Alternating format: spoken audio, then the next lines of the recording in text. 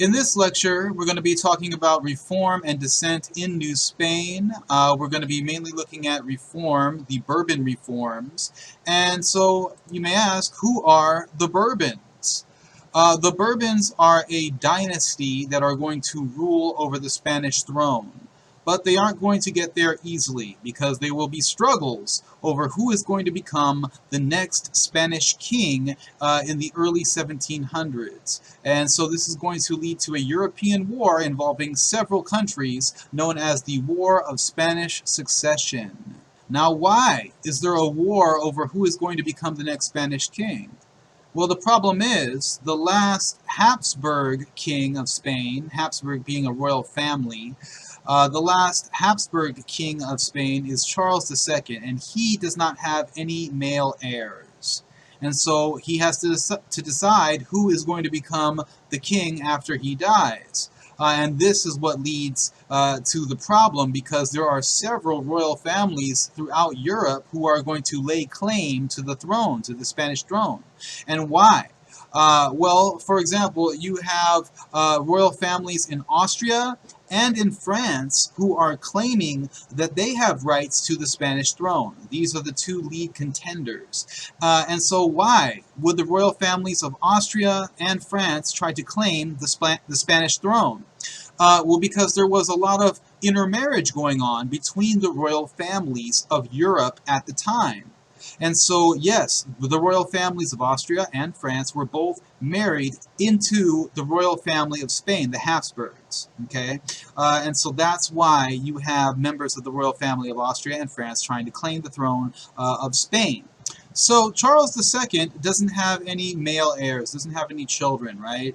This is Charles II here, and this is probably a pretty gracious portrait of him. He may have not have looked this well, because the fact was that Charles II was a very sickly child, okay? And this may have been because of a massive amount of inbreeding that went on in the Habsburg family. Now, the inbreeding definitely happened. His illnesses may have been related to that inbreeding. And so, yes, his father and mother were actually related. And this happened quite a bit within the Habsburg family, right? And so you have all this inbreeding going on, and it affected the health of Charles II here. You can see that in his physical makeup, his jaw in particular. This is known as the Habsburg jaw. As the inbreeding increased in the Habsburg family, their jaws became more and more protruding, and so he had difficulties actually eating and speaking, right? It was very painful for him even to eat. And this is a reaction from all that inbreeding that was going on in the Habsburg family. Okay, so Charles II doesn't have any children of his own, so he has to choose an heir from one of the royal families of Europe. And ultimately, he is going to choose Philip of Anjou. And Philip of Anjou, he's from France. He's actually the grandchild of the King of France, King Louis XIV. And so Philip will be chosen to replace Charles II when he dies. And this is what's going to cause the War of Spanish Succession, because the Austrians do not believe that the French have any rightful claims to the throne. The Austrians want to claim that Spanish throne.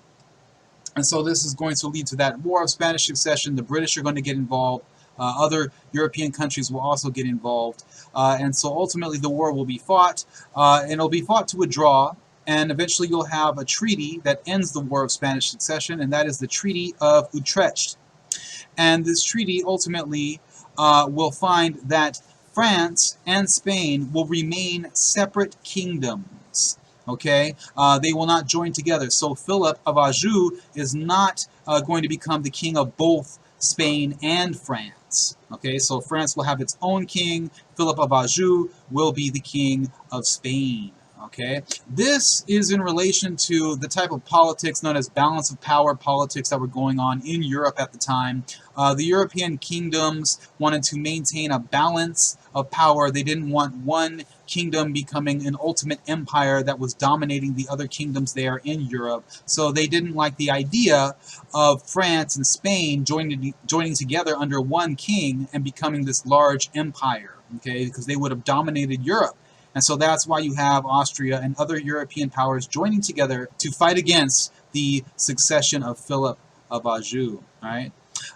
So basically, the problem is solved with the Treaty of Utrecht when Spain and France agree to have separate kings so they don't join together and become one large dominating empire in Europe.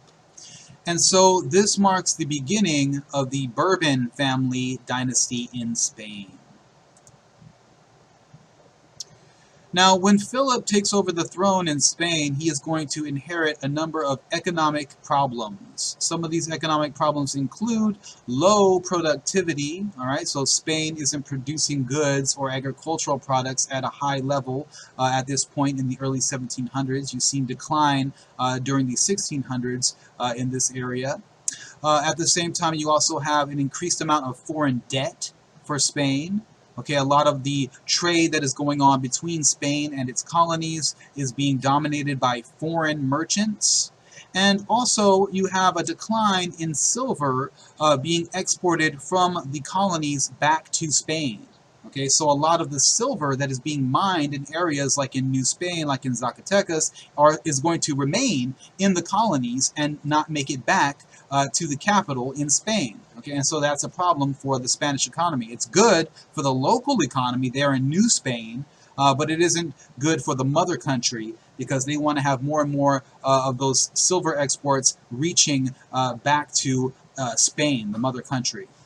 And so Philip is going to try to pass some reforms to solve some of these economic problems. One of his first measures is going to be to appoint a brand new viceroy to New Spain, the Duque de Albuquerque, Francisco Fernandez de la Cueva.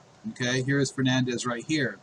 And Fernandez is going to try to increase the amount of revenue coming from New Spain back to the mother country. And one of the ways that he is going to do this is by forcing the church to pay some of their income to the Spanish crown.